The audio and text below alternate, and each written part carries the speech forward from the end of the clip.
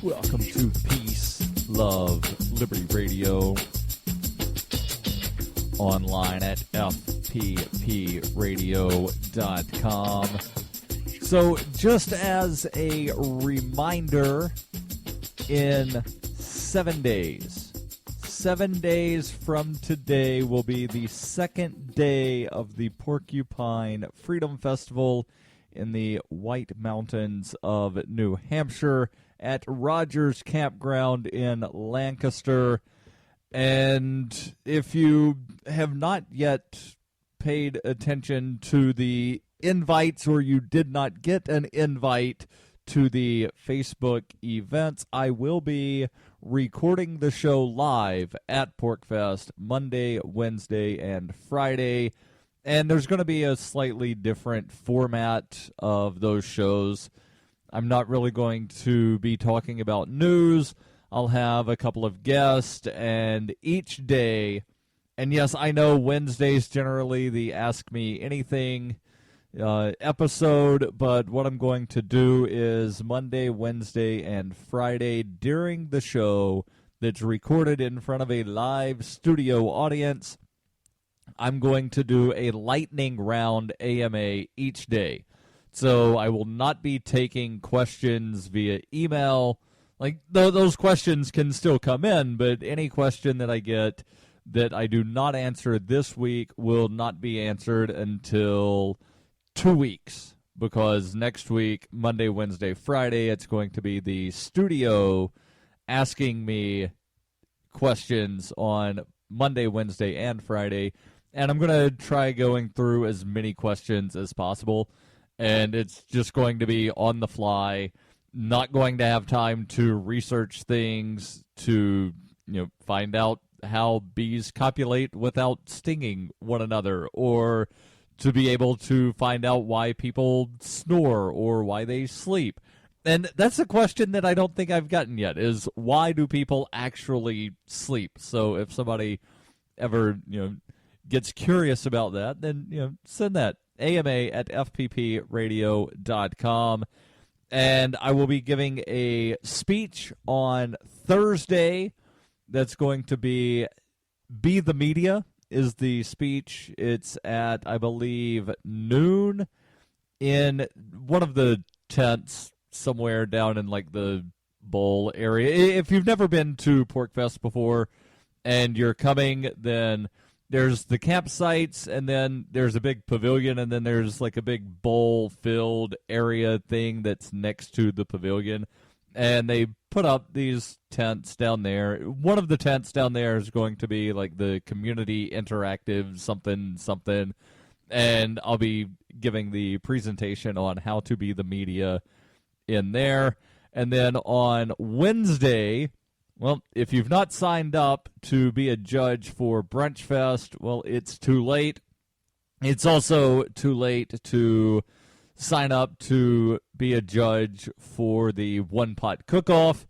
I will be cooking in the One Pot Cook-Off. I will be co-hosting the Brunch Fest event, and those events both going to be great. The One Pot Cook-Off always is, and I'm crossing my fingers that people like the best scallops you will eat at Porcfest, and I am fairly confident that that is an accurate name for the dish, because I don't think anybody else will actually be cooking scallops at Porcfest.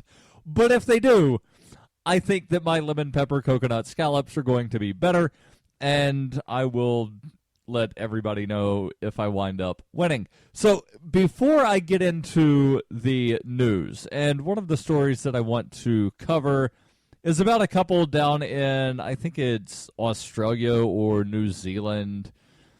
And, well, apparently they're saying that if gay marriage is legalized, they're going to have to get divorced.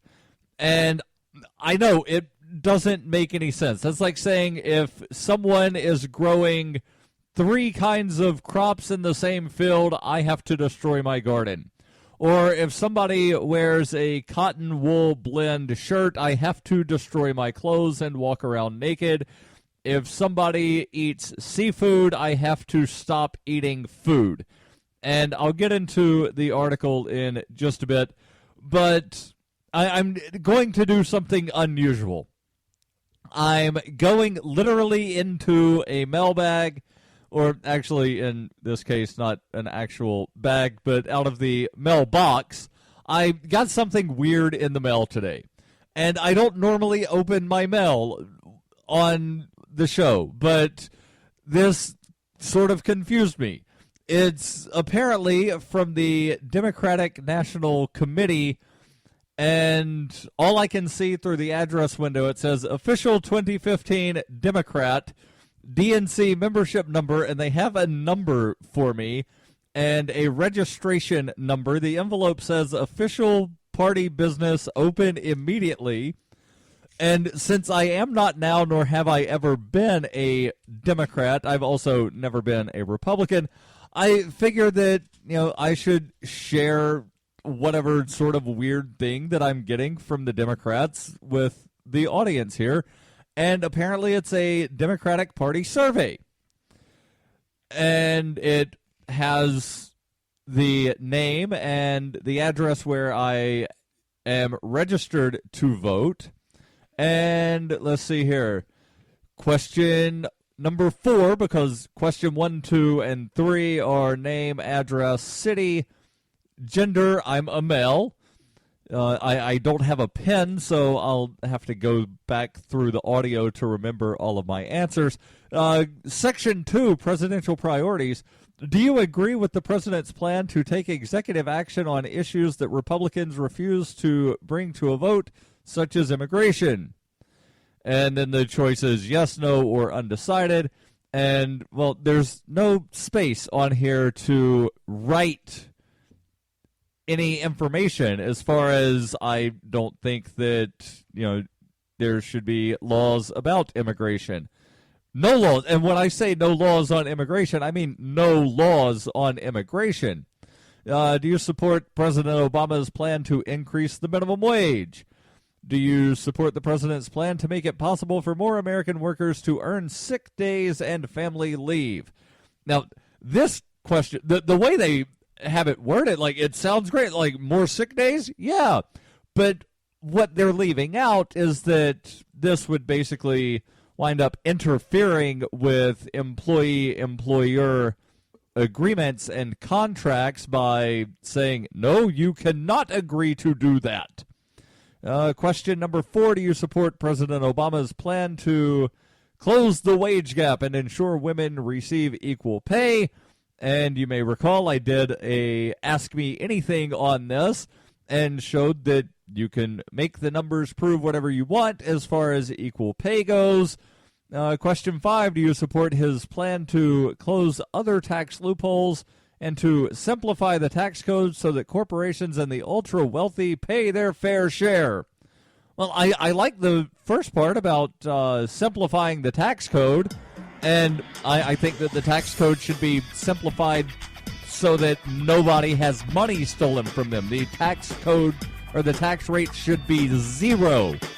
And that goes for all of the rates. There's a lot more on here I'm not going to read on the air, but I will wind up filling this out. I'll probably do a scan before I send it in, and I'll post that somewhere on the fan page on Facebook. There's more. Stay tuned. Why do they hate us? Is libertarianism compatible with Islam?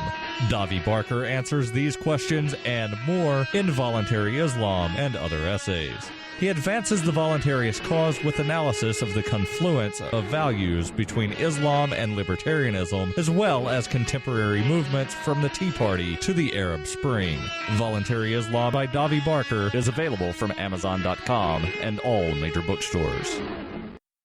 It is the year 91,001 BCE. Witness humanity's origins in Hyperchronius, a classic role-playing game for Windows PCs, with a story like no other game before. A liberty-oriented experience that is not to be missed. Go to zog.ninja to get your copy of Hyperchronius today. Use the code FPP to get $1 off. Hyperchronius, zog.ninja, code FPP.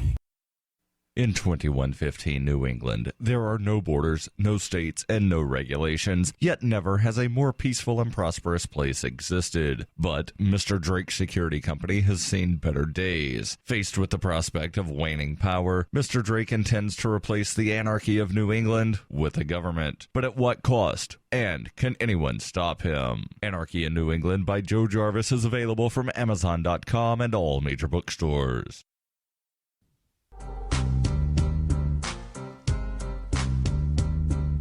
Welcome back to Peace, Love, Liberty Radio.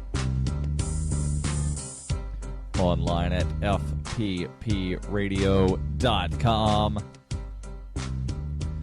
So, what's this about some Australian couple or New Zealand couple that's saying that they're going to have to get divorced if gay marriage is legalized where they live?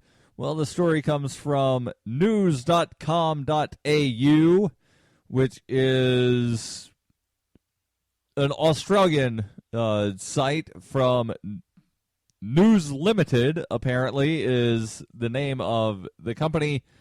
And the headline, Nick Jensen threatens to divorce in protest of gay marriage in Canberra City News. Or apparently it's Canberra City News is the name of the publication. A Canberra, and that would be Australia, a Canberra couple has announced their intentions to divorce if gay people are allowed to get married. Nick Jensen, who posed with his wife on the cover of the latest issue of the Canberra City News, writes of the Christian couple's decision to end their marriage under the headline, Gay law change may force us to divorce.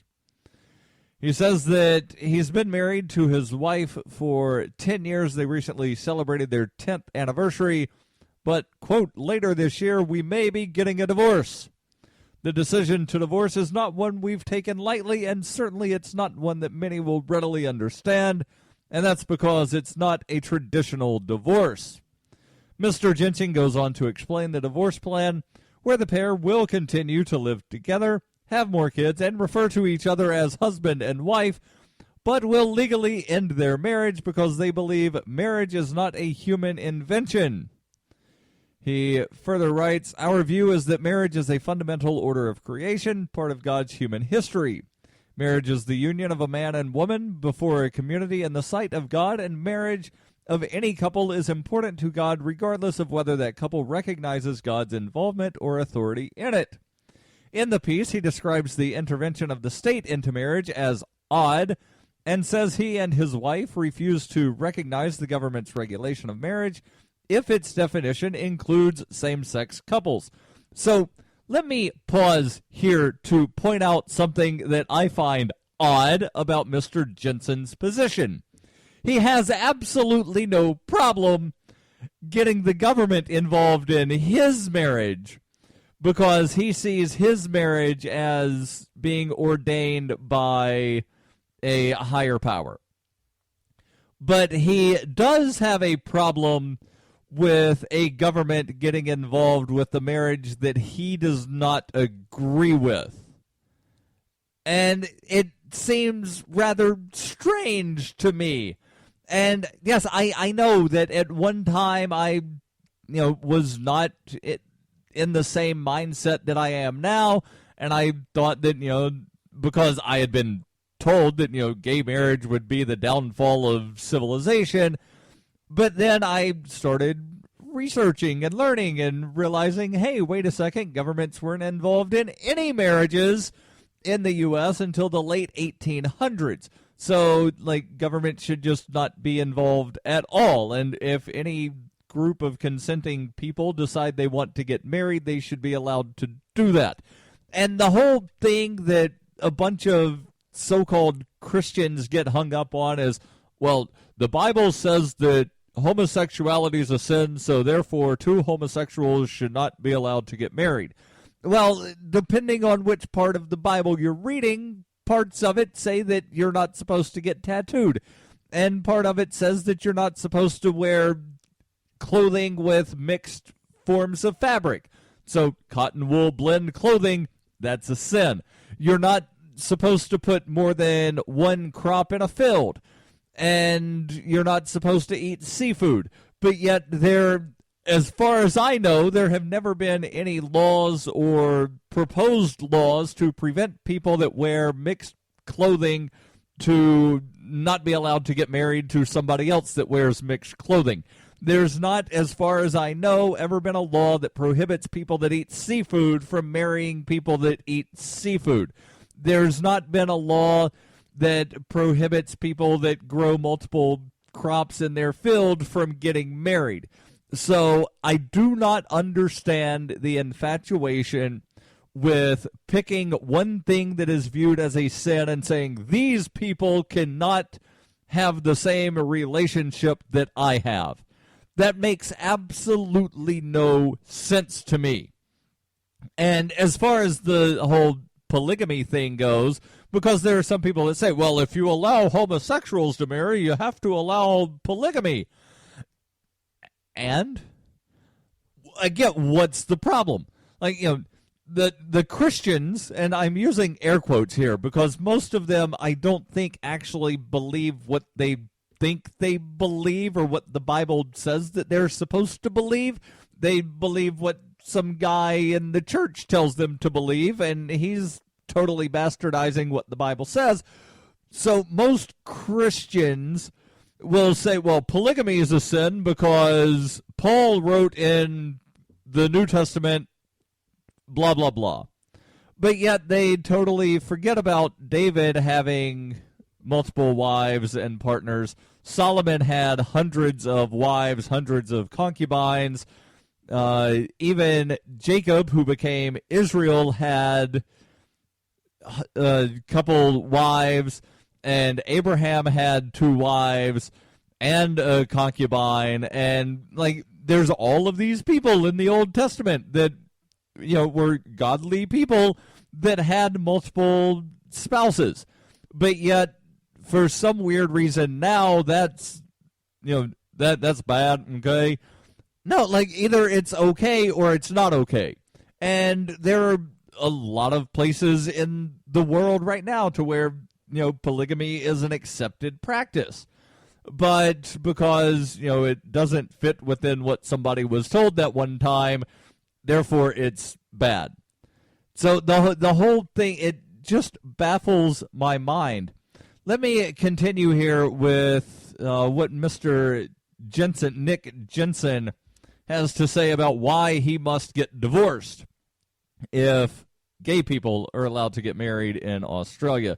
Quote, if our federal parliament votes to change the timeless and organic definition of marriage later on this year, it will have moved against the fundamental and foundational building block of Australian society and indeed human culture everywhere. Wait, what timeless definition of marriage? The definition of marriage has not been timeless because, as I just said, in some places polygamy has been accepted for hundreds of thousands of years. In other places it was accepted until just a couple hundred years ago. So, no, it's not a timeless definition. It's a definition that is changed at the whim of people like you, Mr. Jensen. He continues, indeed, it raises a red flag when a government decides it is not content only having sovereignty over land, or rather, it is not content only having sovereignty over land, taxes, and the military, but words themselves. He goes on, this is why we are willing to divorce by changing the definition of marriage. Marriage will, in years to come, have an altogether different sense and purpose. There's a little bit more from this article, and I'll get into that when we come back on Peace, Love, Liberty Radio, online at fppradio.com. You can support FPP Radio by joining the Fans program. Fans are friends, allies, and numerous supporters. Fans help FPP afford to produce more original content. You can join the Fans program for as little as $3 per month or any amount of Bitcoin per month, thanks to the recurring payment options provided by Coinbase. To learn more or to join the Fans program, visit fans.fppradio.com. Coinbase is a simple and secure online Bitcoin wallet for sending, receiving, and storing Bitcoin. Coinbase also allows you to buy and sell Bitcoin using a bank account or use their tools to accept Bitcoin as a merchant. Coinbase has more than 1 million consumer wallets and is trusted by over 25,000 merchants, including Overstock.com, Khan Academy, Reddit, and of course, FPP. Get started at coinbase.fppradio.com. In 2115 New England, there are no borders, no states, and no regulations, yet never has a more peaceful and prosperous place existed. But Mr. Drake's security company has seen better days. Faced with the prospect of waning power, Mr. Drake intends to replace the anarchy of New England with a government. But at what cost? And can anyone stop him? Anarchy in New England by Joe Jarvis is available from Amazon.com and all major bookstores.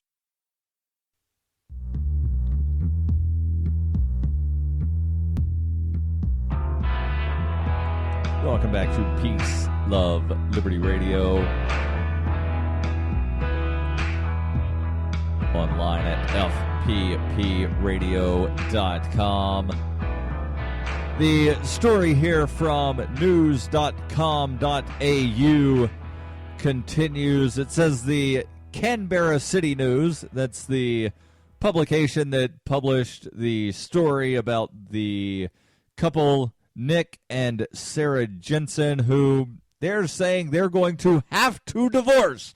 They must do it if the Australian Parliament decides to allow same-sex couples to wind up getting married, because he says that let me back up here. If the federal parliament votes to change the timeless and organic definition of marriage later this year, it will have moved against the fundamental and foundational building block of Australian society and indeed human culture everywhere. It raises red flags when a government decides it is not content only having sovereignty over land, taxes, and the military, but of words themselves. This is why we are willing to divorce. By changing the definition of marriage, marriage will, in years to come, have an altogether different sense and purpose. The Canberra City News is an independent publication distributed in local businesses and published online. And, well, they faced comments from angry readers appalled by its decision to publish the article. Natalie Sarah wrote on Facebook, "This is absolutely disgusting, not to mention homophobic. I can't believe such an article was published. You should be ashamed, and you definitely owe to gay community an apology." Ross Kosub Garrett says, "I hope this is a publicity stunt. If it isn't, then you massively shot yourselves in the foot with this one, Canberra City News." The magazine's editor, Ian Meekley, has defended his decision to publish the story, rejecting suggestions that it was supporting a homophobic view. He told news.com.au, "I think this couple had an interesting angle and it was newsworthy. The article does not reflect the opinion of the paper. We published arguments, and I decided it was a serious enough argument to genuinely warrant some attention. It's an unusual love story," he says, "and what would life be if people didn't have different ways of life?" Mr. Jensen is referred to in the article as the director of the Lachlan Macquarie Institute and was previously employed by the Australian Christian Lobby. The conservative lobby group is publicly against same-sex marriage and encourages people to email their members of parliament and their senators to vocalize their objection to it under preserving marriage. Mr. Jensen concluded his article by saying he and his wife know we are not alone in their decision to divorce in protest. Well, Mr. Jensen, I guess you're going to have to destroy your garden as well, because people have sinful gardens, and you have to stop wearing clothing altogether. Oh, wait, no, you probably think that not wearing clothes is a sin as well, but you probably should not wear clothing because some people wear things that are like cotton wool blend and polyester. And I've heard people say that polyester is a sin regardless of what it says in the Bible about mixed cloth. And you should probably stop shopping at grocery stores that sell seafood, because seafood, Mr. Jensen, is a sin, according to the same set of passages that talks about the clothing and getting tattoos and mixing crops together in a field, as well as the only one thing that you really care about, which is homosexuality. And the reason that I say that's the only thing he probably really cares about is because he's so devastated by it that he's willing to divorce his wife, and then probably some in his church will say that he's going to be living in sin because he doesn't have that government paper anymore that says that he's still married. And yes, there are actually churches that will say that unless you have some piece of paper from a government, then you cannot cohabitate with somebody from the opposite sex and call that person your spouse because, well, government. And that's what I was saying earlier about, these people that call themselves Christians, like they're going off of this weird, watered down, like churchified version of what the Bible actually says. And it's because of things like that I left organized religion. Now, let me skip from this over to something that is a little bit different. And I've had this in my show prep area for a couple of weeks. It's about Shephard Fairey. Now, you may have heard the name before, and no, if you have never heard the name, it's not a little fairy that works as a shepherd. So, no, Shephard Fairey is an artist, and he's the artist that did the really famous blue and red and, like, off-white painting of Barack Obama that said hope down at the bottom. He's the guy that did that. And, well, apparently not too long ago, he said that Barack Obama has let him down. The story here comes from Politico, and it says, in an interview with Esquire, Shephard Fairey acknowledged that Obama has had a really tough time, but he says he's not even close to having lived up to the hope poster created for him. Fairey said, quote, "I mean, drones and domestic spying are the last thing I would have thought he'd support." He tempered his response, saying he's met the president a few times and that he thinks he is a quality human being, adding that his presidential record has been largely dictated by things out of his control. Quote, "I'm not giving him a pass for not being more courageous, but I do think the entire system needs an overhaul, and taking money out of politics would be a really good first step." So let me just sort of give my 2 cents here on, and yes, pun definitely intended, 2 cents on money in politics. See what I did there? So if you get money out of politics and say that political candidates are not allowed to raise money or spend money on their campaign, then what you're going to have is even more of an entrenched two-party system than what we have right now. And I know it seems like it can't really be any more entrenched, right? But here's what would happen if you take the money out of politics. Then in the nearly 20 states where the Libertarian Party is not currently ballot qualified, you will never, ever again see a Libertarian on the ballot. And the reason I say that is because in the states where the Libertarian Party is not currently on the ballot, they have to petition to get on the ballot. Now, I know in Oklahoma they can pay a filing fee to get listed, but then they're listed as an independent, so you would not see the word Libertarian on your ballot. If someone in Oklahoma wants to have the word Libertarian next to their name on the ballot, then there's an astronomical number of signatures that need to be gathered, but, well, you can't pay people to collect signatures, so they're never going to get on the ballot. And then the media is only going to pay attention to the candidates that they're already paying attention to, so you're never going to have a dark horse. Ron Paul type candidates would get even less attention than they did previously. And yeah, it's not going to be good. This is Peace, Love, Liberty Radio.